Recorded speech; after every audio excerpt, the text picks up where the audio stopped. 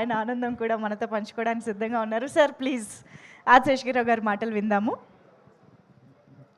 అందరికీ నమస్కారం.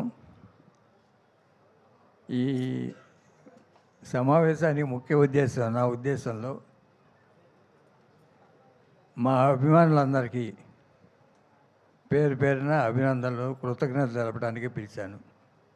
ముఖ్యంగా ఈ సినిమాకి సంబంధించి మొదలుపెట్టినప్పటి నుంచి మొన్నటి ప్రీ రిలీజ్ ఈవెంట్స్ కానీ, రిలీజ్ ఈవెంట్స్ కానీ, సెలబ్రేషన్స్ కానీ, సక్సెస్ మీట్లు కానీ అన్ని ఊళ్ళల్లోనూ వాళ్ళే నెత్తినేసుకొని చేశారు ఈ సినిమాకు సంబంధించి.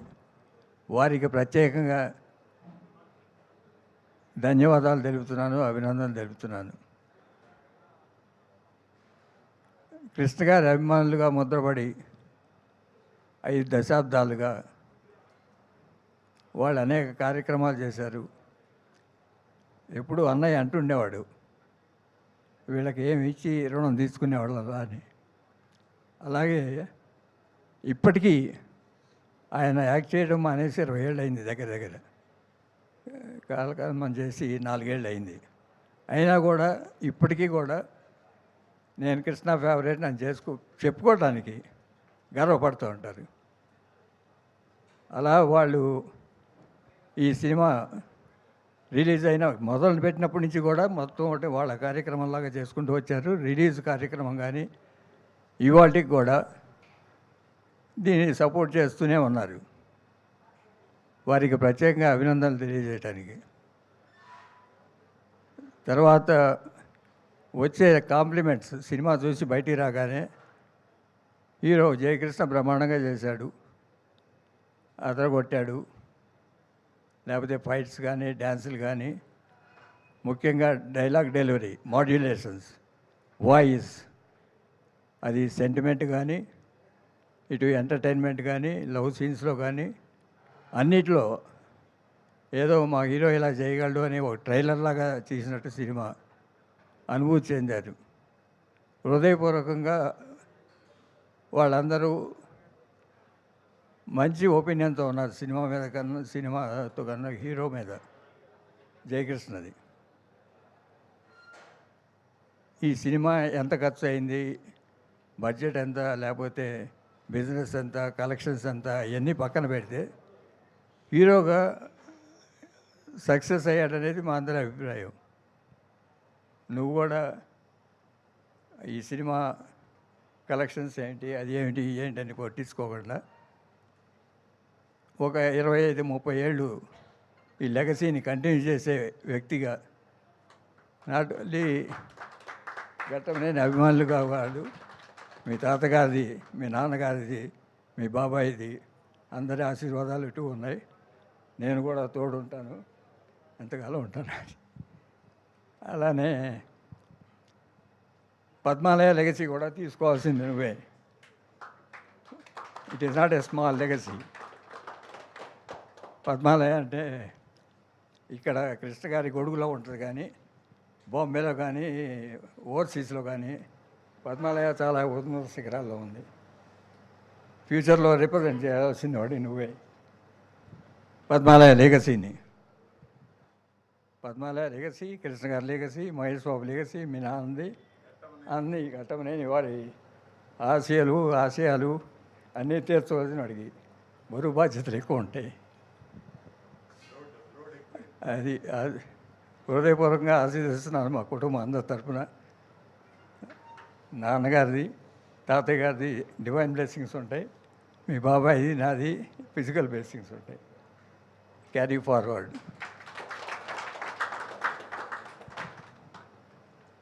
పద్మాలయ లెగసీ అన్నాను కదా, పద్మాలయ స్టూడియో చూసుకోవాలి.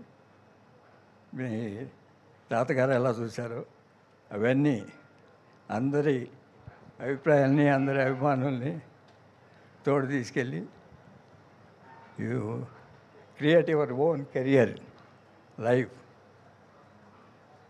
సందర్భంగా మీ వచ్చిన తమ్మారెడ్డి భరద్వాజ్ గారికి, కెఎస్ రామారావు గారికి, అలానే ఈ లేటెస్ట్ సినిమాలు తీశారు, దూకుడు, నువ్వు రోజు మాట్లాడుతుంటావు కదా, ఆయన శ్రీమంతుడు, మహర్షి సర్కార్ వారిపాట ఇవన్నీ తీసిన వాళ్ళు ఇవాళ ప్రజెంట్ డే ప్రొడ్యూసర్స్ మేమంతా పాతకాలం.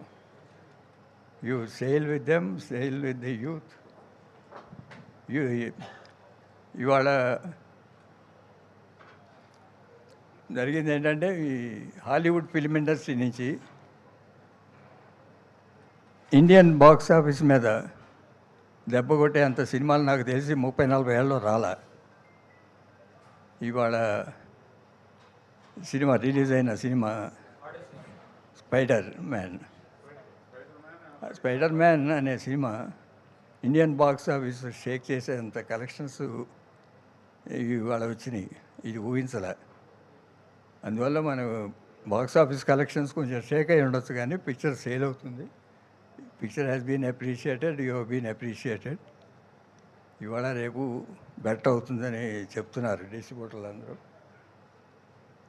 అంటే ఇది బిజినెస్ చూసుకునే వాళ్ళకి, కొత్త ప్రొడ్యూసర్లకి, మీరు సినిమాలు చేసే వాళ్ళకి స్పైడర్ మ్యాన్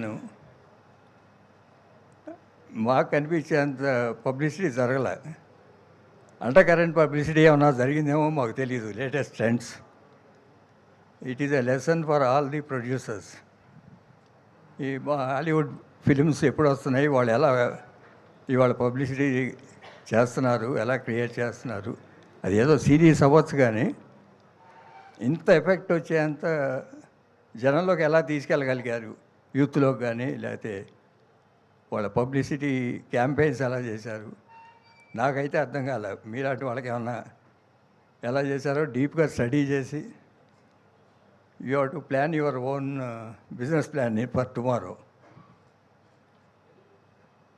అది హాలీవుడ్ ఇండస్ట్రీలో నాకు తెలిసి 30-40 ఇయర్స్గా ఎప్పుడు ఇంత జరగలే. ఇండియన్ బాక్స్ ఆఫీస్ చెక్ చేసిన సినిమా లేదు ఈ 30-40 ఇయర్స్లో. ఇప్పుడు ప్రీవియస్ డేస్ అయితే ఉండేవి, బెనహర్ లాంటి టైంలో ఉండేవి, కానీ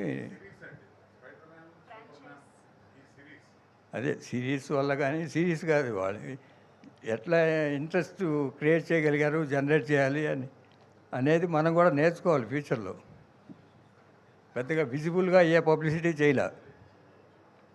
మరి 1 month back advance booking open చేయటం, లేకపోతే వేరియస్ ఆస్పెక్ట్స్ స్టడీ దట్. అది ఇండస్ట్రీకి ఇచ్చే అడ్వైజ్ నేను. థ్యాంక్ యూ వెరీ మచ్ అండి. ఇక్కడ వచ్చిన మీడియా మిత్రులు చాలామంది నాకు తెలిసిన వాళ్ళే సినిమాని బాగానే సపోర్ట్ చేస్తున్నారు. ఒక బ్యాడ్ ట్రెండ్, సినిమా రిలీజ్ అవ్వకుండానే నెగిటివ్ ట్రోలింగ్ చేయటాలు, ఇవన్నీ అందరూ రోజు మాట్లాడేయే. మీకు ఇంటర్నెట్లోనే సినిమా రిలీజ్ అయిన రోజే వచ్చేసింది. మరి ప్రొడ్యూసర్లు ఏం చేస్తున్నారో, మరి కౌన్సిల్స్, ఛాంబర్సు నాకే పంపించారు ఇంటర్నెట్లో.